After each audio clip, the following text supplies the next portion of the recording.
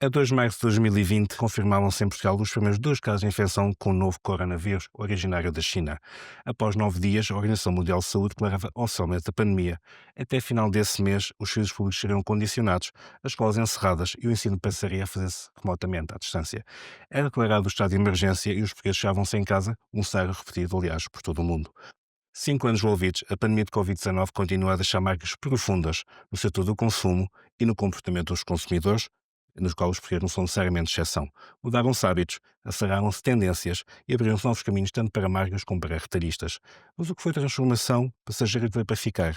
É sobre o legado da pandemia que nos abraçamos hoje, da rubrica 20 anos, 20 entrevistas, que celebra 2 décadas da história da grande consumo.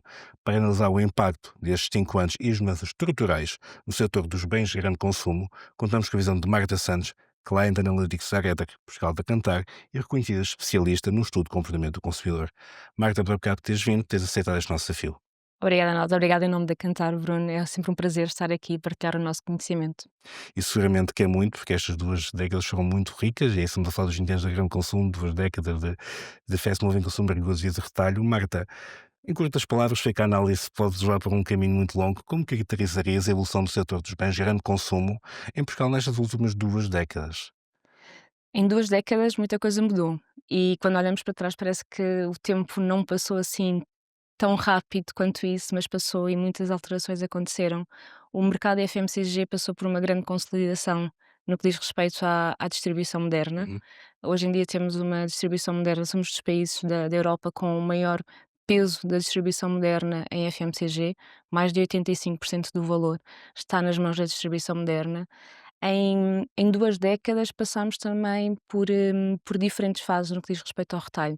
Vimos, muitas fusões a acontecer em compras e aquisições, algumas que saíram, outras insígnias que acabaram por entrar e efetivamente hoje temos um retalho muito mais, maduro, consolidado, mas ao mesmo tempo com características particulares. Temos 2 grandes insígnias, líderes que são nacionais, e isto também é uma característica diferente dos nossos países vizinhos, e esta consolidação tem sido aqui também um fator determinante no retalho em Portugal. Obviamente que acaba por ter também, outro tipo de impactos colaterais, como por exemplo, as escolhas do consumidor que acabam por estar mais focadas entre, escolher marcas de fabricante, marcas de distribuição, e este realmente também acaba por ter, impactos diferentes. Portanto, temos um consumidor que está mais informado, também de acordo com a sua experiência, com aquilo que ouve, com aquilo que vê, com o que compra, experiencia e entende, que a qualidade, pode estar, presente não só nas suas marcas de eleição, mas também nas marcas da loja e que a loja traz. Isto também acaba por ser uma grande diferença, porque há 20 anos atrás É uma entrava em transformação, diria eu. é uma transformação completa, porque há 20 anos atrás o consumidor, tinha muito mais, não era acesso às marcas, porque o acesso continua lá, mas tinha Liberdade de escolha. uma maior liberdade de escolha, uma maior probabilidade também de escolher, as marcas de sempre em detrimento de outras marcas, não é? E esta é uma grande diferença, porque hoje em dia temos um consumidor que escolhe o que quer comprar nas categorias de acordo com o que experienciou e também de acordo com a loja que está a visitar. Portanto, o universo das marcas transformou-se de tal maneira que hoje em dia, ele efetivamente vê as marcas de distribuição também como uma marca, Uma e marca de pleno direito, aliás. uma marca de pleno direito, uma marca que por vezes até inova, com maior antecedência, como os principais inovadores nas categorias do que a marca de fabricante, que era um lugar que deveria Mas isso ser. se calhar porque tem prateleira disponível, ao tem contrário dos outros. Tem prateleira disponível, tem espaço disponível também, porque não somos de todo um país em que as marcas sejam mais inovadoras ou que haja uma maior ousadia de inovar. Há países em que isso acontece com uma maior naturalidade, quase que está no ADN dos marketeers, e em Portugal não é efetivamente uma das grandes características do mercado nacional. E mesmo quando as marcas inovam, não são de todo inovações disruptivas, quase que poderíamos contar pelos dedos das mãos as inovações disruptivas que existiram nos últimos anos. E isto acaba também por condicionar o consumidor no que diz respeito às suas compras, porque muitas das vezes o que o move, e nós sabemos, é o preço. Portanto, seja preço, ah, que esteja diretamente relacionado com o preço de prateleira, seja o preço de promoção, a verdade é que o consumidor é muito movido pelo preço e no limite, se não houver um propósito por trás da compra daquela marca, não é? Se não for uma love brand, se não houver uma ligação emocional Não haver a superior, fidelização, a famosa fidelização à se não marca. houver fidelização, que também é tão difícil, não é? Mas se não houver toda essa parte da ligação da love brand, dificilmente depois o consumidor vai comprar uma marca que é substancialmente mais cara do que outra. Quando no final, o resultado na perspectiva do consumidor pode ser o mesmo. Satisfazer uma necessidade a um determinado custo. Tão Satisfazer simples uma quanto isto. necessidade e depois também entramos na esfera de se a marca do produto que se compra é para um determinado uso, se é mais uma commodity, se é para ser utilizada na confecção de um prato mais do que ser consumida como está. Também são fatores que acabam por determinar muito a escolha do produto e por isso tão difícil em algumas categorias as marcas de fabricante conseguirem ter sucesso ou crescerem em função de outras categorias. Mas isso é porque emocionalmente não acrescentam esse valor ao consumo do consumidor, passa a redundância, ou porque não cumpre o propósito que o consumidor procura nas mesmas. Ou porque qualquer uma delas cumpre esse propósito, não é? Independentemente da ligação emocional, se ela não for mais forte do que o propósito ao qual se predispõe, Uhum. o consumidor pode não ver a diferença entre ambas. Portanto, é relevante para o propósito que o consumidor está a procurar ou não. E muitas das vezes o que acontece é que o consumidor não vê essa diferença porque as marcas acabaram por, e não quero dizer acomodar, porque nunca sabemos o que está por trás do dia a dia de cada uma das marcas. Mas há muitas marcas no nosso país que parecem estar um pouco quase que em stand-by, sabes? Uhum. Construíram um legado, hoje estão na E pararam ali. prateleira, estão a cumprir Chamado status quo. Ficaram status ali. quo. Os mínimos olímpicos estão ali. hum, Quase que em stand-by, um pouco ligadas às máquinas em alguns momentos, porque vemos que ou não lançam novidades para o consumidor, não lançam realmente inovações que sejam diferenciadoras da concorrência, com preços acima tanto da média da categoria como das próprias marcas da distribuição e, no entanto, querem ter resultados diferentes quando não estão efetivamente a a mostrar ao consumidor a diferença que ele terá entre comprar essa marca e outra. De modo termo mais radical, não estão a cumprir os propósitos que se tem enquanto marca. É isso que está em causa. Não estão a cumprir o propósito enquanto marca e, e muitas das vezes também não estão a construir a narrativa que devem construir, para o consumidor, porque muitas das vezes o consumidor precisa de viver uma história e às vezes essas histórias vêm pelas marcas que se compram.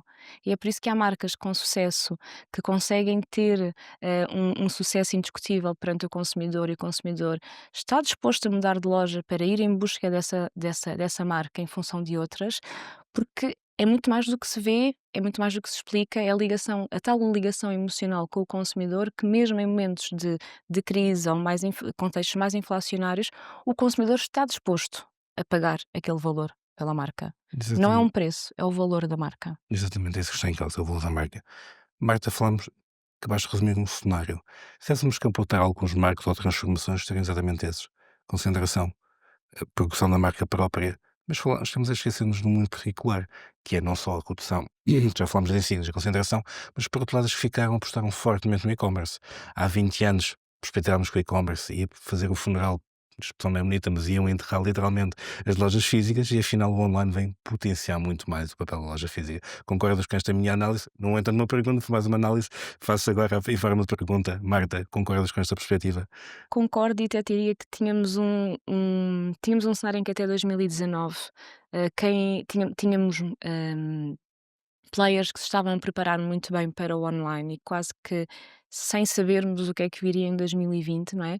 Mas estavam, prontos para o passo em frente. E o Hum, passo em frente poderia estar, dependente daquilo que eram as necessidades do consumidor, ou o consumidor de repente sentir uma grande necessidade de acelerar as compras que fazia online, ou, por outro lado, esses players encontrarem maneiras de contornar uma grande barreira às compras online em Portugal, que é, os custos das entregas. E não podemos esquecer que este é um fator muito importante, os custos das entregas e, a necessidade de o consumidor estar em casa para receber as próprias compras. Isto quase que de forma natural quando aconteceu, quando nos deparámos com a pandemia em 2020, quase que de forma natural tínhamos aqui, um a case study. solução, Isso é não um é? case study. Tínhamos o Tem que case ser study em resolvido, não é? prática.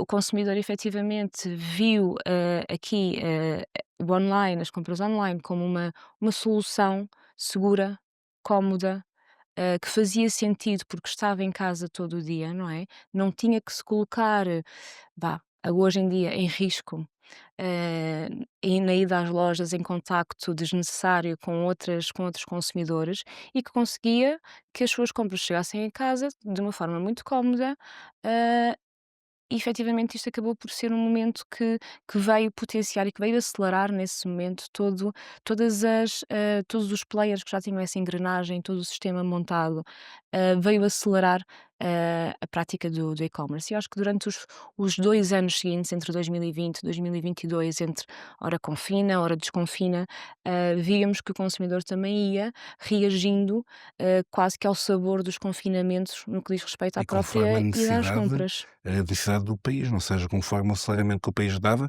vamos abrir o país, vamos fechar o país, quer dizer, o próprio shopper adaptava-se a este ritmo, a Sim, fechar em casa. entre este tal tema, entre desconfinamentos, não é, o próprio consumidor, ora, agora já podem ir mais pessoas, estar mais pessoas por metro quadrado na loja, então agora vai à loja, ora, neste momento não é assim tão seguro, voltou a haver aqui uma forte concentração de casos, vamos comprar mais o online, e a própria evolução do online mostrava-nos muito isto em FMCG. Obviamente que, hum, estamos a falar também em Portugal numa estrutura muito focada mais em brick and mortar do que em Uhum, pure players, isto uhum. também é um ponto, portanto, quem já tem esta estrutura montada, claro que viu os resultados mais rapidamente e conseguiram manter essa mesma estrutura Porque tinha essa no mesma capilaridade pós-confinamento. já montada, já tinha essa estrutura de distribuição, portanto era uma questão mais de fomentar o canal do que propriamente criar o canal em si.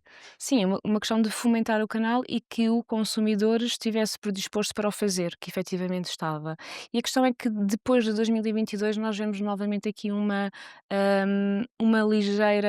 ligeiro ajuste nessa tendência do e-commerce. Portanto, o consumidor volta a ter uma maior liberdade para se poder movimentar nas suas idas às lojas, da sua vida fora de casa, retomar a tal normalidade que tanto se falava, que eu acho que ainda hoje não se recuperou na totalidade, e lá chegaremos, mas, este outro momento fez então com que o e-commerce, os grandes pontos fortes que tinha mantiveram-se, mas não houve, daí para a frente até aos dias de hoje, um outro grande momento de aceleramento do e-commerce. Portanto, entre 2000 e 2020 vivemos esse efeito, de 2020, desculpa, em 2020 e 2022 vemos esse efeito, entre 2022 e o final de 2024 é muito mais, se calhar ao nível de categorias mais ligadas à higiene e beleza, E a negligência, cuidado, fashion, autocuidado, bem-estar. tudo aquilo que sejam as novas gerações, tudo aquilo que sejam compras muito menos centralizadas no que diz respeito apenas para a despensa e para o frigorífico da casa do consumidor, estas sim continuam a beneficiar muito do boom das compras online, enquanto que em FMCG continua a haver aqui, hum, a necessidade do consumidor de ir à loja, de ver o produto, de comprar, Mas o próprio retalho organiza-se nesse sentido, Marta. Hoje é muito mais comum vermos belíssimos espaços de saúde, bem-estar e beleza nas lojas do que há 5, 6 anos atrás. Ou seja, as pessoas perceberam que mesmo aquela compra rápida pode ser muito fomentada pelo imediatismo, pela disponibilidade, não é? Pelo impulso. pelo impulso, não é? Porque já que o consumidor está a ir à grande superfície para ir às compras, por que não comprar o O máximo de chamado, o produtos? chamado Lipstick Effect, que durante muito tempo causou as suas moças, não é? Ou Marta, podemos considerar que não só a pandemia foi um grande catalisador do e-commerce em Portugal, mas a minha pergunta é, mas que marcas é que ficaram do Covid? Há hábitos que se mantiveram ainda hoje ou foram com o tempo? O regresso à normalidade, será possível algum dia ou também viver uma nova era marcada por um acontecimento que mudou a história da humanidade? Ainda não voltámos à normalidade que se vivia em 2019.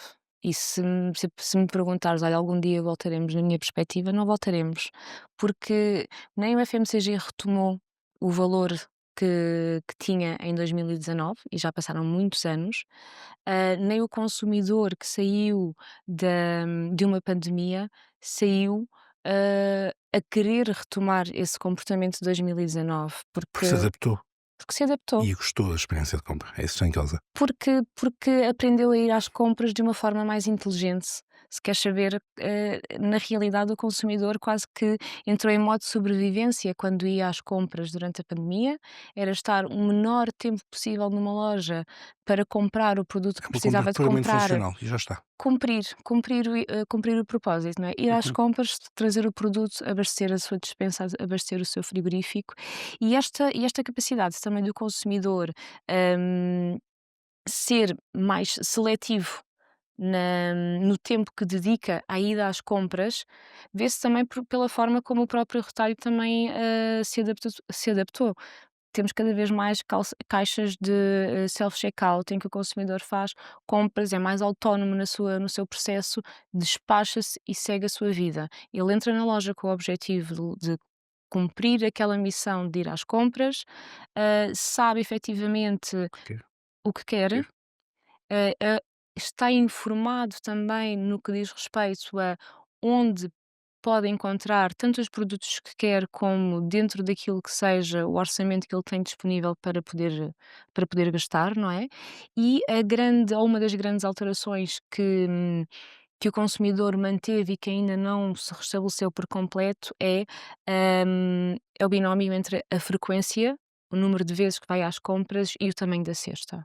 Isto não está única e exclusivamente ligado apenas com a questão da pandemia, mas porque saímos de uma pandemia, o consumidor sai de uma pandemia e logo a seguir tem uma nova crise, que surge inicialmente também pela guerra na Ucrânia, todo o impacto E agora do. temos outra em cima de outra, com a questão das tarifas, Agora temos outra em cima de outra, e quase que o consumidor tem estado de forma automática em a autoajuste. fazer quase que reset às suas aprendizagens, mas no entanto a frequência de compra não se restabeleceu aos níveis de pré-pandemia de 2019. Isto continua a impactar também os valores de FMCG.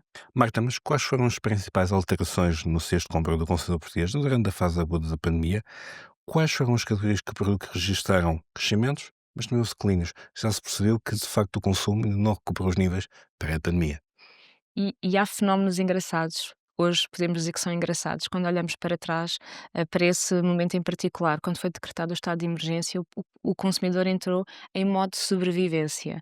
E nas notícias, lembras certamente, e vão-se E vemos lembrar, muitas delas, e infelizmente. nas notícias saíram imensas informações de que havia produtos nas prateleiras dos supermercados que estavam esgotados, não era? Quem que não se lembra da famosa corrida, por exemplo, ao papel higiênico? O consumidor achava que teria que se preparar para uma catástrofe, entrou em modo sobrevivência na totalidade e víamos os lineares vazios.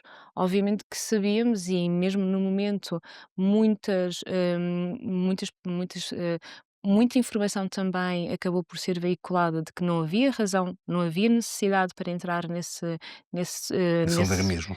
nesse alarmismo, mas o papel higiênico esgotou, muitas conservas e enlatados também esgotaram, a água engarrafada também esgotou. Portanto, num primeiro momento, na primeira fase do estado de emergência, houve produtos que acabaram por ser comprados devido a este excessivo Alarmismo. alarmismo por parte do consumidor, que acaba até por hum, eh, ser desnecessário, porque verificou-se que não iria faltar E o retalho produto, nunca falhou, temos que o nunca dizer. falhou, tivemos um retalho que funcionou muito bem, tendo em conta que todos estávamos a passar pela primeira vez por isto, não é? Portanto, tanto as marcas, o retalho, o consumidor.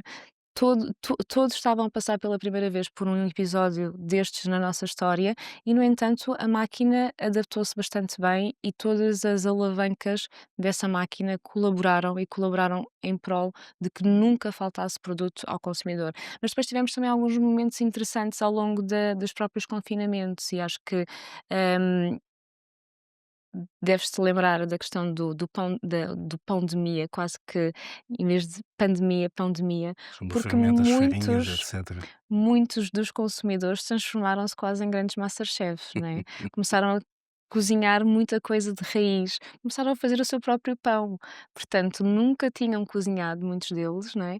E começaram a cozinhar, a comprar os produtos, não o produto final, mas a confeccioná-lo em casa. Portanto, muitas farinhas, açúcares, houve muitos pasteleiros e muitos padeiros, muitos consumidores que acabaram por vestir estas personagens e efetivamente foram categorias também que acabaram por crescer, porque o consumidor estava em casa, tinha tempo, não podia ir a mais lado nenhum e acabou por, ocupar o seu tempo, ora cozinhando, ora encontrando outras formas também de de ocupar os espaços vazios. E em termos de cozinha, em termos de confecção, notou-se muito, porque o tempo médio de preparação das refeições também aumentou. As famílias voltaram a ser famílias, a partilhar mais momentos à mesa e os momentos todos de consumo eram realizados em casa. Portanto, houve efetivamente muitas categorias relacionadas com com produtos alimentares e bebidas que durante estes meses de confinamento acabaram por crescer, acabaram por ser compradas mais vezes e obviamente que tiveram aqui também um puxo muito grande por este ponto, mas que estavam a sentir o efeito oposto no fora de casa. Portanto, no final, se a equação teve um resultado positivo para todos, provavelmente não, Não. e essa parte também ainda vemos que não recuperou na totalidade. Que é exatamente a minha pergunta seguinte: a recuperação da restauração, do turismo, e eventos paralelos, dos festivais de música, etc., as manifestações culturais, já é evidente nos dados que vocês recolhem em que medida os setores impactaram o retalho alimentar, quer dizer, estamos a reajustar outra vez, as pessoas voltaram a consumir fora de casa, e acredito que no marketing mix das vendas do retalho alimentar, seja no e-commerce, em lojas físicas, estamos a ajustar outra vez o cesto. Sim, estamos a ajustar o cesto novamente. Há uma grande já podemos dizer que já não existem razões para não terem recuperado na totalidade. A questão é que o consumidor, o paradigma mudou e hoje o consumidor, quando está fora de casa, também tem um conjunto de canais à sua disposição que se transformou diferente daquilo que estava em 2020. Por exemplo, os agregadores das entregas de comida pronta em casa, não é? Durante, o próprio confinamento e durante a pandemia, acabaram por encontrar aqui um espaço muito grande dentro do consumidor, dentro das opções do consumidor e que ainda ocupam uma parte importante. Portanto, hoje em dia o consumidor quase que pode escolher entre estar confortavelmente na sua casa e ter o seu restaurante preferido em casa sem ter de sair. As plataformas incentivam isso, com os alertas da aplicação constante, quando chega a hora antes do almoço, a hora antes do jantar, ou no fim de semana aquela entrega sem ser do conforto do sofá. Sim, sem dúvida. Portanto, temos essa parte da esfera do consumidor que não existia desta maneira, antes da pandemia. Portanto, em 2019 era uma realidade diferente e se calhar se pensássemos que isto em 2024 já estaria tão desenvolvido desta maneira, poderíamos dizer não. Talvez não, mas a verdade é que houve aqui grandes, motores que acabaram por agilizar estas movimentações. Hoje o consumidor quando vai consumir fora de casa, ele quer efetivamente estar fora de casa, quer estar a usufruir do espaço, seja na esplanada, no restaurante, a companhia dos seus familiares ou dos seus amigos. Portanto, há efetivamente aqui um interesse por trás justificado e que leva àquele consumo efetivo. Há outra parte importante que tu falavas também, que é a parte do turismo. Obviamente que houve uma recuperação muito forte do turismo, Portugal acabou por beneficiar muito dessa recuperação rápida em termos de turismo pós-pandemia. É indiscutível que o turismo tem um peso bastante importante no PIB na economia portuguesa. No entanto, obviamente que nós sabemos que esse impacto vai ser mais nos centros mais desenvolvidos do que a nível nacional, na generalidade, não é? Portanto, o consumidor a recuperar o seu consumo fora de casa está a fazê-lo também um pouco por todo o país, não apenas nos grandes centros urbanos, mas um pouco por todo o país estamos a ver esta recuperação. E se o consumidor hoje está efetivamente mais fora de casa, não estamos a sentir o crescimento do consumo dentro de casa. Essa é a principal diferença que eu acho que também marca E a seja nas lojas dificuldade. físicas, ou seja na loja online, ou seja, o crescimento da pandemia foi subsequente uns anos a seguir à pandemia, Marta, ou assistiu-se à regressão à normalidade com o crescimento da loja física? Foi subsequente nos 2 anos A seguir. seguintes, diria que sim, sim, Ou seja, à medida que a memória coletiva se foi apagando, voltámos àquilo que sempre que fizemos, que é que costumamos comprar é nas lojas. sim. Ainda continua a ser uma grande o grande foco o grande estímulo do consumidor ainda continua a ser as lojas físicas. É nas lojas físicas também que muitas das escolhas continuam a ser feitas, portanto, apesar de haver uma lista de compras quando o consumidor vai à loja, é quando Portanto, está a na compra loja. por impulso continua Ainda há a muitas manifestar-se. compras que são decididas na loja, e depois também não nos podemos esquecer que mesmo no que diz respeito ao conjunto de players no retalho que existem hoje, não é? Nem todos têm efetivamente Uhum. disponibilidade de loja online, não é? E o consumidor continua a procurar mais as lojas físicas do que a loja online.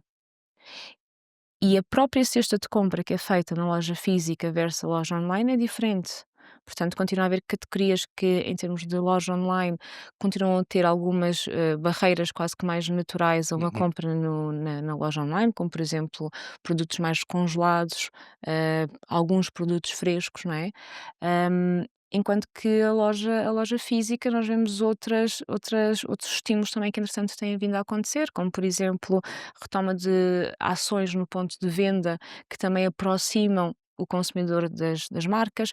Eu acho que isso também foi das áreas que também foi mais afetada, ainda durante a pandemia, que não Que era recuperou. uma das minhas perguntas, Marta, era como é que evoluiu a procura por marcas próprias versus marcas fabricante durante e após a pandemia, sobretudo, mas, por outro lado, com a estabilização pandémica e o regresso progressivo à normalidade, que comportamentos de consumo se mantiveram e quais desapareceram? Ou seja, se calhar esta ativação forte que as marcas de indústria faziam nos espaços de retalho, ainda não estamos aos níveis que estávamos em 2019. Não estamos.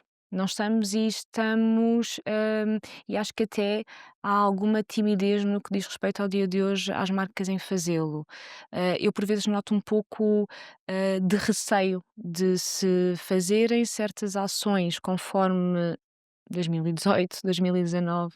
Era normal as marcas estarem ativas no ponto de E venda. hoje achas que as marcas pensam que é uma forma de ostentação, têm receio de mostrar que têm demasiada força financeira e temem ser penalizadas por isso? Timidez, sabemos que o contexto macroeconómico determina muito o que se passa nas muitas marcas multinacionais que estão no país instaladas e que são elas que dão força a esta economia. Eu acredito que não exista a disponibilidade para, distribuir todo o investimento em tudo o que tem de acontecer e muitas das vezes, justificar também os resultados que Resultados, estão a ter que são com essas próprias ações. E nisso costumamos dizer que Portugal é um bom país para um laboratório. implementar se calhar testes experimentais. Somos um país pequeno, o consumidor também, é um consumidor que, sabendo o que quer, mas é um consumidor que acaba por ser também muito early adopter, portanto, em tudo o que seja tecnologia, gosta muito de experimentar, e mesmo também no que diz respeito à inovação em FMCG, gosta de experimentar. E o tema é que o consumidor dá-nos sinais, desse aspecto, da sede que tem por experimentar produtos novos, por querer ser, surpreendido. A questão é que temos depois um mercado que muitas das vezes, para uma marca, hum, uma inovação é inovação durante um tempo demasiado excessivo. Ou demasiado cedo, pelo contrário. Excessivo. Porque imagina, lançamos um produto, a marca lança um produto, o produto fica considerado inovação durante muito tempo, mas o E leva esse consumidor rótulo consigo, até que deixa de o ser. até que deixa de ser, mas o consumidor já deu rapidamente sinais se aquela inovação resultaria na sua perspectiva ou não. Uhum. Porque um produto que foi lançado 6 meses, 9 meses e que não conseguiu atingir um mínimo, um patamar mínimo em termos de penetração, significa efetivamente que não teve, uma clara, ou uma suficiente, Diferenciação face aos seus diferenciação concorrentes face aos ou até concorrentes. dentro do mesmo portfólio da mesma marca, eventualmente. Marco, também hoje se fala muito de sustentabilidade, não é a palavra da ordem do dia por um conjunto largado de razões. Nota-se uma maior consciência ecológica nas escolhas dos consumidores hoje em dia. Essa consciência está refletida nas vendas, é que geralmente diz uma coisa nos estudos do mercado, como sabemos, nós queremos isto, mas pelos tickets dizem efetivamente ao contrário. Sim.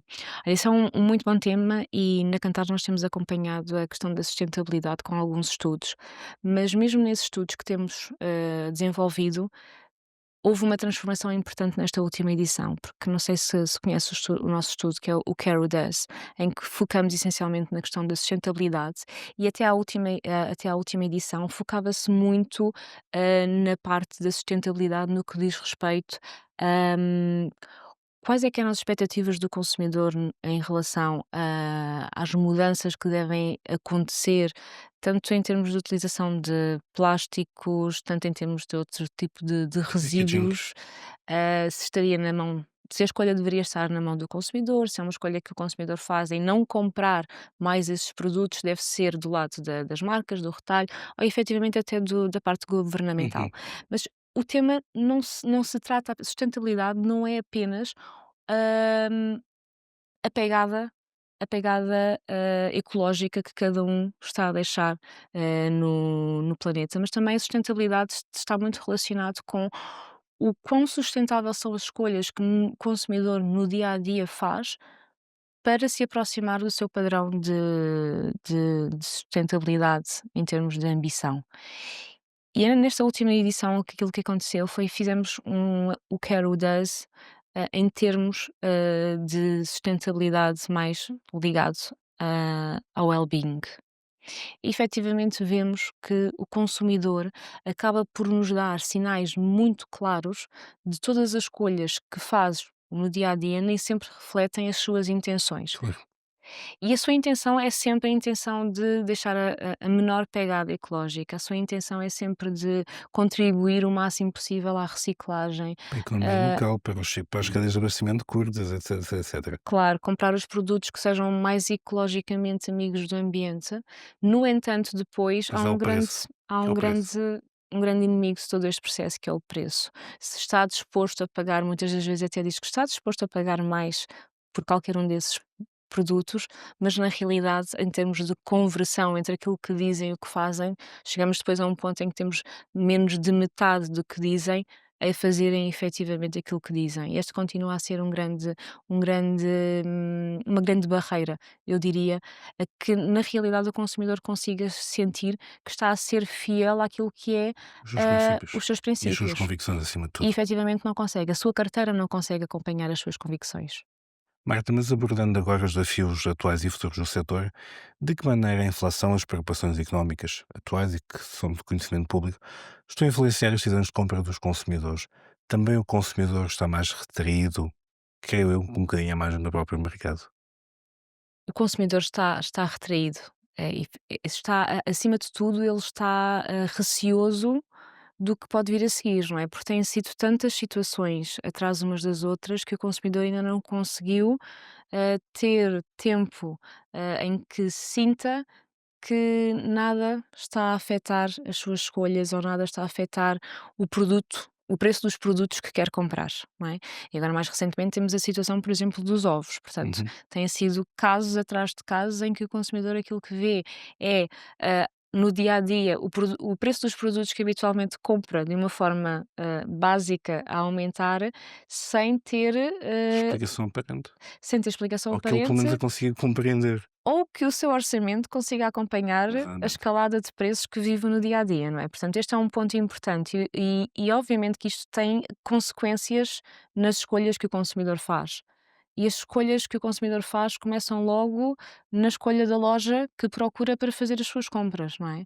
Se o consumidor escolher uma loja que, em vez de escolher um hiper, super, escolher uma loja discount, sabemos que à partida ele estará exposto a uma maior predisposição, para comprar marca da distribuição, para Claro. encher o seu carrinho com marca da distribuição, em vez das marcas que se calhar habitualmente iria comprar se fosse a um hiper ou um super. Portanto, logo esta primeira escolha que o consumidor acaba por fazer no que diz respeito à escolha da loja que vai visitar para fazer as suas compras, tem um impacto enorme no resultado final. E isto é visível quando nós entendemos que em 2020 tínhamos um peso da marca da distribuição que rondava os cerca de 38% em termos de cota de mercado em FMCG, e hoje fechamos 2024 com a marca da distribuição já a valer mais de 47% no que diz respeito à sua cota de mercado. Portanto, significa Sobretudo que é um crescimento muito rápido em muito pouco tempo. é um crescimento muito rápido, também é um crescimento muito rápido que não se fez com muita rapidez logo no início da pandemia, portanto, não foi de todo o principal foco, porque em muitos momentos da pandemia, nos confinamentos iniciais, pelo menos que tivemos, ah, o consumidor tinha era a missão de comprar produto, portanto, queria comprar produto independentemente da marca que iria encontrar na loja, em muitas categorias, até mesmo marcas secundárias, marcas que não eram as marcas, mais importantes naquelas categorias, foram compradas e houve rupturas de estoque desses produtos. Portanto, nesse momento, a missão deles era levar efetivamente o produto para dentro de casa, mas entretanto nós tivemos um momento da crise inflacionária em que efetivamente aí tivemos momentos em que mesmo com as medidas do IVA zero, mesmo com essas medidas de ajuda, o consumidor foi obrigado a fazer escolhas e não comprar marcas que habitualmente compraria para comprar marcas, mais baratas ou marcas, de distribuição. Portanto, nem sempre a marca mais barata, é ir diretamente para a marca da distribuição, pode haver aqui um caminho intermédio, mas durante esta crise dos últimos anos, o consumidor já teve de fazer também essas escolhas. E houve escolhas que o consumidor fez e que ainda não voltou ao que fazia depois do fim da pandemia. Portanto, já nem pensando em 2019, já mesmo pensando em 2021 e 2022, porque efetivamente o consumidor continua a ver um estrangulamento no que é o seu poder de compra quando vai às compras. E isto acaba por continuar a afetar, de alguma forma, a a escolha de marcas que faz, porque se entretanto as marcas não foram capazes de se reinventar, de se reaproximar do consumidor nesta tal narrativa que falávamos há Uhum. pouco, e a contar uma história nova, trazer um produto novo que o faça também sentir-se melhor, o consumidor não vai entender qual é que é o propósito da marca que está ao lado da outra marca mais barata. A sua comparação vai ser apenas e unicamente preço. Claro. E o benchmark vai ser exatamente esse, preço e nada mais. Podemos, por isso, portanto, considerar, e corrijo-me se a análise não for correta, a fidelização do consumidor tornou-se mais desafiante nos últimos anos, por tudo o que acabaste de explicar. Que abordagens têm sido bem-sucedidas? Tem que haver preço, mas tem que haver inovação. É a conclusão do que falámos nas últimas duas, três perguntas, Marta. Para mim, a inovação está no centro de muita coisa, na verdade. Quando me perguntam como é que eu posso fidelizar o consumidor da minha marca, eu muitas das vezes, e nós na Cantar dizemos isto, é um chavão, mas é um grande chavão para nós, que é mais importante do que pensarmos em construir fidelidade dos nossos consumidores, as marcas devem pensar em como manter a sua marca a ganhar constantemente compradores. Penetração está sempre na base desta equação. Uma marca que não consegue estar a ganhar compradores de uma forma recorrente e sistemática ao longo do tempo é uma marca que dificilmente vai conseguir ter crescimento.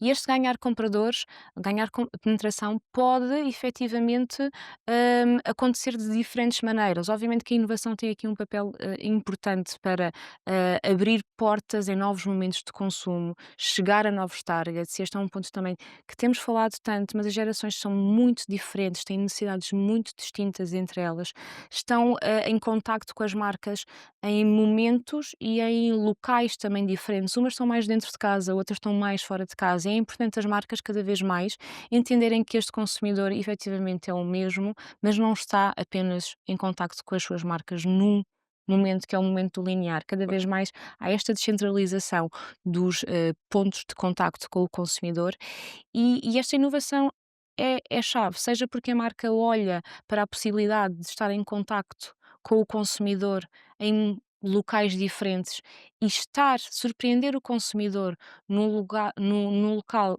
não habitual, por si só já é uma forma de inovação. Mas mesmo este passo de arriscar e de fazer, se calhar, aquilo que a concorrência ainda não fez, eu ainda sinto que há marcas que não estão nesse movimento e para mim é necessária essa constante busca por formas de ganharmos mais compradores para as nossas marcas. A penetração vai ser a chave, efetivamente, para o crescimento das marcas. Estar presente onde os consumidores querem, com os formatos que eles querem, com os preços que eles até ambicionam eventualmente ter, comunicar, estar nas redes sociais, estar nos folhetos, estar no website, ter uma presença regular no seu mindset, na sua mentalidade, no seu pensamento. Marta, até porque, por outro lado, temos a questão das promoções. Que papel têm as mesmas hoje na decisão de compra atual? Continuam a ser eficazes? Os portugueses são sensíveis, que sabemos que somos às promoções, mas continuam a ter o mesmo efeito de venda acrescentada no cabaz dos portugueses? Essa pergunta tem várias camadas de resposta, não é? Sim, as Acredito. promoções são muito importantes para o consumidor português, mas se perguntarmos ao consumidor português quais é que são as suas preocupações, o preço e promoção vão estar sempre no topo das preocupações. Portanto, ah, é dos consumidores mais ligados a preço e promoção ah, dos países europeus que nós conhecemos. Portanto, está ao nível de um UK em que efetivamente a promoção é um driver muito importante neste país. Portugal também. A diferença é que o efeito que as promoções têm nas compras, hoje já não é tão forte como foi, se calhar há mais de 10 anos atrás, e nunca nos podemos esquecer do famoso 1º de Maio, em que foi um momento histórico na vida das promoções em Portugal, e foi o boom, foi o efeito catalisador de tudo o que aconteceu daí para a frente no que diz respeito às promoções, não é? Portanto, a loucura das Até em promoções termos legislativos. até em termos legislativos, mas a loucura das promoções, numa fase mais recente das nossas vidas, começou nesse momento e daí para a frente as marcas houve muitas marcas que conseguiram traçar crescimentos muito consolidados também de acordo com o efeito que as promoções acabaram por trazer e usaram as promoções de formas muito inteligentes para conseguir acrescentar vendas à sua baseline, e este é um ponto muito importante. Houve marcas que depois conseguiram dar o passo em frente e irem construindo, as suas, a sua marca sem um uso tão forte das promoções como nesse momento. A verdade é que hoje em dia, fazer promoções, sejam, leve 2 pague 1, já não tem o efeito que tinha há 5 anos atrás ou há 10 anos atrás, quando nós víamos que havia esse efeito muito catalisador. E o porquê é um ponto muito importante, é porque o consumidor já hoje em dia ele está a fazer efetivamente cestas mais pequenas, cestas mais adaptadas às suas necessidades. Já não temos um consumidor que vai uma vez às compras e que faz as suas grandes compras do mês logo ali. Ele está a visitar diferentes insígnias. Portanto, em média, o consumidor português visita 5 insígnias diferentes. Se isto versus os últimos anos atrás acrescentou em média mais uma insígnia ao Uhum. conjunto de lojas que procura. E nós também sabemos que temos mais insígnias hoje disponíveis no nosso horizonte em termos de retalho do que tínhamos há 5 anos atrás, não é preciso ir muito mais longe. E isto também acaba por ter aqui um impacto muito grande e nem todas fazem promoções, não é? Portanto, esse também é um Nem ponto. todas têm a mesma estratégia. Nem todas têm a mesma estratégia, portanto, antes da entrada da Mercadona em Portugal, tínhamos um foco muito maior em promoção e em outras ferramentas para alicerçar as vendas. Uhum. Hoje em dia eu acho que está mais equilibrado o foco que se dá a promoções, nesse sentido acho que apesar de tudo, mais de metade das vendas de FMCG ainda são feitas com produtos em promoção, portanto é um ponto bastante importante, não é? E sensível, neste E caso. sensível. e sensível. E como tu dizias, também mudou muito em termos de leis neste entorno, que eu acho que também de alguma forma vem trazer um pouco mais de justiça também para todo o procedimento, tanto para marcas como para o retalho em si, e como também para o próprio consumidor no que diz respeito à sua proteção, não é?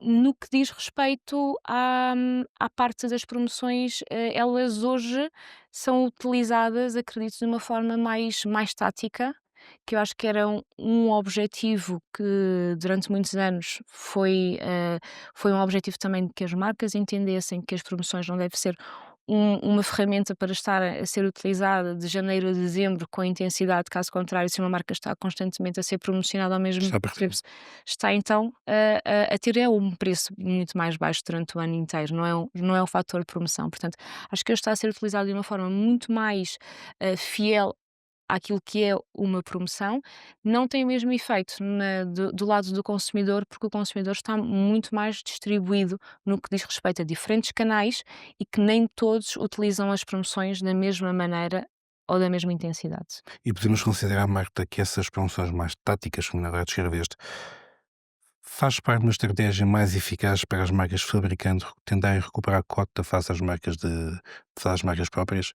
Ou seja, a pertinência dessa ação, o uso inteligente, chamamos assim, dessa ferramenta comercial tem também mudado este equilíbrio ou não? Eu acredito que tem, eu acredito também que as marcas não têm budgets ilimitados para fazerem tudo o que gostariam de fazer para que as suas marcas, ah, tenham o sucesso que gostariam de ter, não é? A partir do momento em que, hum, tens de ter tantos fatores na equação para o que o resultado seja ganhar cota, a marca tem que fazer as escolhas mais corretas, seja para investir em inovação, seja para investir em promoção, seja para entender o que é que o consumidor precisa no momento e acompanhar esta evolução, seja também na própria negociação com o retalho. Portanto, há tanto a ter em consideração que a utilização do budget é uma utilização que hoje em dia está a acontecer hum, muito, muito mais controlada, não é? Não é que não fosse antes, também era, mas os budgets não aumentaram. Eh, e em muitas marcas até estamos perante o efeito contrário, não é? Houve Infelizmente. marcas que infelizmente tiveram redução de budget. Houve marcas que tiveram redução de budget que impactou diretamente também nas suas equipas, não é? E estamos aqui a falar de menos recursos para estares a pensar E no mais plano verdes. que E deves mais ativar verdes. para a tua marca. Exatamente. E ao final, isto tudo acaba por ser este bolo com tantos ingredientes, alguns deles um pouco mais explosivos, no sentido de que há marcas que acabam por estar quase que em piloto Sim, automático, infelizmente, não é? E utilizarem aqui, se calhar, grandes chavões como é a marca de sempre, apoiar-se muito na tradição, é a marca do consumidor. No entanto, precisa de se reinventar para conseguir acompanhar a própria regeneração do consumidor, não é? As novas gerações que chegam, ah, as novas motivações de consumo, as acima de novas tudo. motivações de consumo, portanto, as marcas que tomam decisões, que é uma coisa que a mim, ainda me incomoda muito, marcas que, saíram de Portugal, continuam a ser vendidas no mercado português, não é, mas que os seus centros de decisão não estão em Portugal, Emigraram para outros países, tomam ibéricos ou decisões não, com base em informação do consumidor que não é o consumidor português, mas tomam decisões que vão ter efeito em Portugal, com base no comportamento de compra de outro país e depois querem no final ter bons resultados, querem conseguir chegar, ao sucesso em Portugal com o consumidor português, mas não conhecem de todo aquilo que são os hábitos de consumo do português, a cultura de consumo dos portugueses. E uma marca que chega ao nosso país e que não se informa sobre o que é que caracteriza o consumo dos portugueses, é efetivamente uma marca que tem aqui logo provavelmente Um handicap inicial muito um grande, handicap porque não está a inicial. fazer o seu trabalho de casa acima de E que não tudo, está a fazer assim, e que não está a dar a importância ao consumidor português que ele tem. achando que o padrão standardizado, generalizado, pode segurar vendas Pode e o resultar crescimento sim, económico. isso mesmo. Marta, que tendências emergentes poderão mudar então o mercado fast moving consumer goods nos próximos anos? Sabemos que as variáveis macroeconómicas são muitas, sabemos que rapidamente pode haver algo que vai fazer oscilar, mas se tivesse que identificar 2, 3 trends que podem marcar este universo nos próximos anos, quais seriam e porquê? Eu diria que é muito importante acompanhar aqui os sinais que o consumidor nos dá. E essa é uma tendência que é, ah, não não achar que hoje se podem tomar decisões que vão permanecer vivas durante os próximos 5 anos, não é? As coisas acontecem com uma velocidade muito grande. O consumidor, está também a adaptar-se, está também em evolução constante e os últimos anos mostram-nos isso. A cada 6 meses nós vemos o o o panorama do É mudar, consumidor a e mudar, muito fomentado pelas redes sociais, que são um muito enormíssimo fomentado também. catalisador de mudanças Era comportamentais onde eu ia e de chegar, não consumo. é? Muito fomentado também por aquilo que é tudo aquilo que é viral. É incrível como, mais do que tendências, hoje em dia fala-se muito também de hype, não é? Uhum. Portanto, aquilo que chega e que de repente viraliza, muda por completo, o padrão de compra de uma categoria, e uma marca que vê uma categoria apenas uma vez por ano, vai estar a perder toda esta possibilidade de chegar e de adaptar a sua estratégia. Portanto, para mim, esta questão de a agilidade no que diz respeito às decisões que as marcas tomam tem de ser uma grande tendência, caso contrário não estaríamos em fast moving consumer goods, mas ainda mais tendo em conta todos estes aspectos mais de viralização que vemos no nosso dia a dia. A questão da sustentabilidade não deixará de ser, sem dúvida, aqui um ponto muito importante, até porque temos mesmo de ser conscientes e de colocar no mercado soluções e opções mais conscientes para o consumidor, a um preço que faça mais sentido também para a sua carteira. E também outro tema será uma, hum, uma maior, liberalização no que diz respeito à, à presença das marcas que o consumidor procura. Ou seja, na minha perspectiva, tudo aquilo que seja de extremo não será tendência, não poderá ser tendência, Porque não é acompanhada pela maioria. porque não é acompanhado pela maioria e porque o consumidor dá claros sinais de que não é isso que quer. Caso o consumidor só quisesse marca de fabricante, só compraria marca de fabricante, só quisesse marca de distribuição, só compraria marca de distribuição. Hoje em dia ele tem essa opção, mas por alguma razão não o faz. Portanto, tudo o que seja irmos para extremos, para mim, não será de todo uma aposta ganha, mas sim o equilíbrio entre elas, até porque nós vemos sinais claros de grandes retalhistas que repensaram também as suas E estratégias que estão a fazer essa inversão de forma e radical. voltaram a inverter a sua aposta, que estava a ser muito focada na marca de distribuição, e a voltar a dar espaço às marcas. Portanto, mas sem dúvida que precisamos de marcas que queiram assumir este seu papel predominante de marcas com propósito, com ADN, com Com uma autenticidade. com autenticidade e com uma história para contar ao consumidor, que lhes faça também ter, esperança, esperança também num futuro melhor. Marta, a personalização da experiência de compra é uma expectativa crescente dos consumidores, que isto é incontornável. Como é que as marcas podem ou estão a responder a essa expectativa? Digo estão, porque são várias as ferramentas hoje ao nosso alcance e do qual nós conhecemos, que fazem parte do marketing mix também da oferta das marcas. Ou seja, como é que as marcas podem ajudar a fazer dos produtos e dos consumidores o seu quadro de consumo algo muito personalizado, algo muito seu e muito único? Então, eu diria que mais do que uma preocupação por parte do consumidor, é uma necessidade. O consumidor é um ser humano que quer ser mimado, quer se sentir importante. E qual, a melhor forma de ele se sentir importante do que chegar e encontrar um produto da sua marca de eleição que tem o seu nome, ou que tem o nome de uma pessoa querida para ele é importante e que ele pode oferecer como um gesto de amor adicional, não é? Portanto, é uma necessidade, é uma necessidade que as marcas podem e devem explorar como complemento ao seu marketing mix. Portanto, como tu dizias, não deve ser efetivamente a única opção, a única alavanca que a marca deve utilizar, mas uma forma de gerar vendas adicionais, vendas incrementais ou de chegar a compradores que habitualmente não iriam comprar aquela marca, como sua primeira opção. Portanto, para mim, é um ponto que deve ser sempre utilizado on top do seu plano habitual e que efetivamente nós vemos que tem bons resultados na aquisição de compradores. Precisamente para promover essa unicidade e ser feito de forma pontual, não de forma Isso continuada. mesmo. Magda, estamos quase a terminar esta nossa agradável conversa. Qual consideras ser o principal legado da pandemia no setor do consumo e do retalho?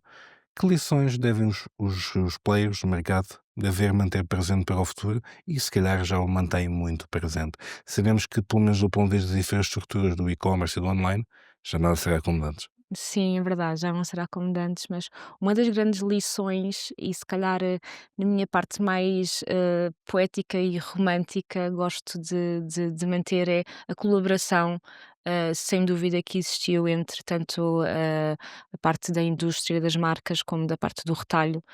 Houve avanços muito grandes e significativos no que diz respeito à colaboração de ambos e que acredito que somos capazes de a manter se pensarmos que no centro de toda esta equação está efetivamente o consumidor. Portanto, pensar sempre na perspectiva de levar até ao consumidor o melhor produto, a melhor experiência de loja, a melhor solução em termos também de, seja de preço, mas preço, qualidade, a história que o produto lhe dá e que muitas das vezes essa história é construída, é conseguida através das marcas.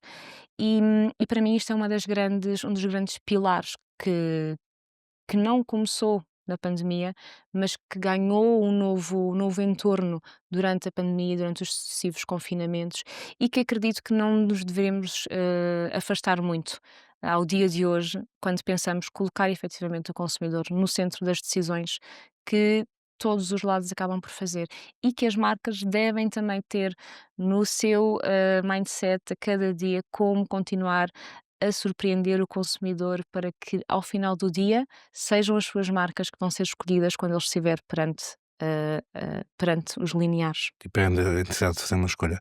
Portanto, competição. Estamos a falar de competição entre retalhistas, entre marcas para que possam juntos agregar valor acrescentado ao consumidor final. Sim. Marta, por último, que conselhos darias às marcas que procuram, por sua vez, adaptar-se e prosperar num mercado em constante transformação? Eu diria para não terem medo de arriscar ou de fazer pequenas e rápidas experiências, testes, testarem mais, entenderem efetivamente o que é que lhes pode trazer, resultados diferentes do que aqueles que têm tido. Muitas das vezes precisam de fazer coisas diferentes, precisam, mas nem sempre tem que se reinventar a roda e nem sempre tem que se destruir algo para se começar algo novo. Por vezes podemos partir de algo que já está muito bem implementado, fazer diferente, e fazer diferente pode ser chegar, em sítios onde habitualmente não estariam. Pode ser tentar mudar os canais onde comunicam para chegar também a targets diferentes, porque sabemos que uma campanha na televisão, obviamente, não vai ter o mesmo impacto e não vamos conseguir chegar a targets que não estão a assistir televisão. E marcas que têm ADNs mais jovens sabem disso, mas nem sempre também adaptam as suas estratégias. Portanto, realmente adaptar as estratégias tanto no pós como no pré compra no que diz respeito a comunicar e a atingir o consumidor target que se quer, para que depois efetivamente ele procure comprar as marcas nos sítios onde elas estão. E cada vez mais há uma descentralização da compra, não falamos apenas na distribuição moderna, não é? Mas é muito importante acompanhar o consumidor, seja na compra, seja no pré, e levar, levar a história da marca até eles. Conhecer o consumidor. É isso que está em causa. Conhecer o consumidor e criar, por vezes, no consumidor uma necessidade, uma vontade que ele até pode não ser consciente de que a tem, mas que existe lá o espaço para ele a concretizar. e a marca tem que ser É aí que capaz entra o de papel da levar marca. até ao consumidor Exatamente. esse esse sonho e concretizá-lo.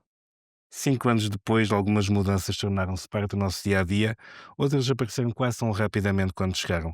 Se há lição que estes 5 anos nos deixam, que o futuro é de quem sabe adaptar-se. Obrigado, Marta, por nos teres ajudado a perceber melhor como a pandemia transformou o consumo e o comportamento dos portugueses. E obrigado a si, que nos acompanhou nesta viagem para um dos episódios mais marcantes do nosso passado recente coletivo. Continua a acompanhar-nos nesta série especial 20 anos, 20 entrevistas, onde celebramos o passado, mas acima de tudo, olhamos para o que vem a seguir. Até já. Muito obrigado.